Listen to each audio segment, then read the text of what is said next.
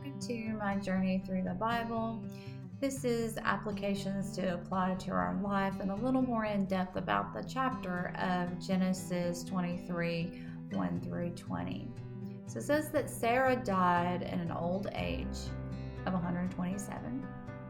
Now Abraham mourned for Sarah's death.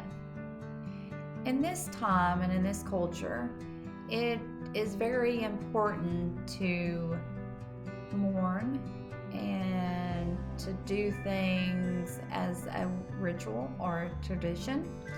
If you did not do things in a certain way, this was a lack of respect for the dead, and they believed that you would be cursed. So this mourning was usually done between friends and relatives. This would go on for days, sometimes even weeks.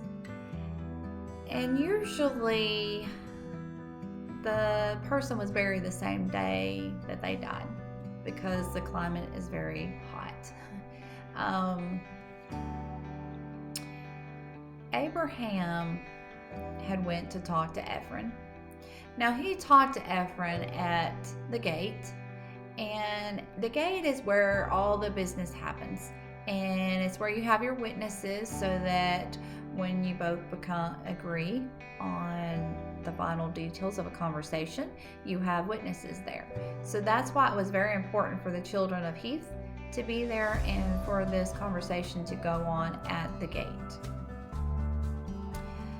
Another thing is, Ephron said that Abraham was a mighty prince. Now Abraham was a stranger in this land. He had no roots. He didn't have a lot of basis for being there or have his own nation or anything at this time, but he was very well known. When we serve God and we try to honor God, that reputation spreads very fast. So obeying God is a very good investment. Your reputation is who you are, and it is spread out among others, and they will respect you for that. Sometimes there are some backlashes, of course, if people don't agree. But the most important thing is that we're doing the right thing to honor God. Now, the politics behind the conversation behind Ephron and Abraham, this was a bargaining over the price of the land. In the Middle East, this is something that is very common for them, even in today's. If you go to their marketplace, you will see that their stuff will be overpriced, and they expect for you to bargain and try to talk them down. And this is a very common practice.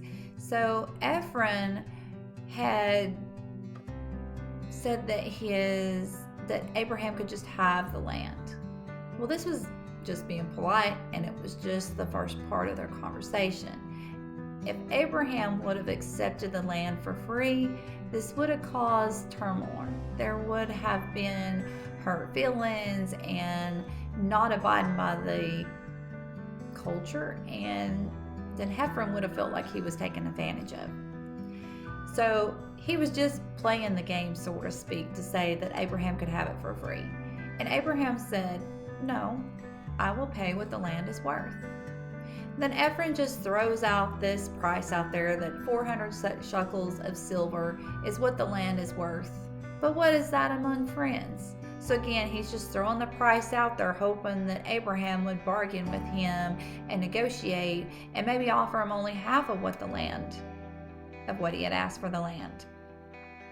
And Abraham didn't do this.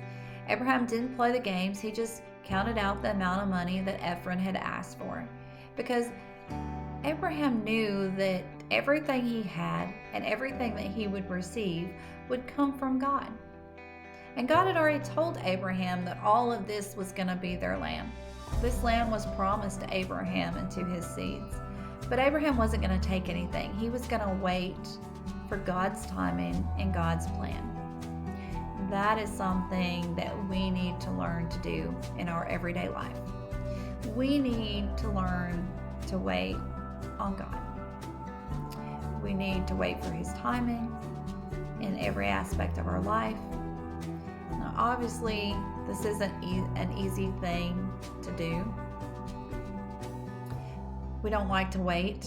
We like to have what we want when we want it. So, again, this is allowing us to put God before our needs and our wants. And God will always provide for us. We'll always have what we need. We may not always have what we want, but we will have what we need. And then this will, if we can learn to wait on God's timing, this will just make things in life a lot better for us. So may God be with you in every way and in everything.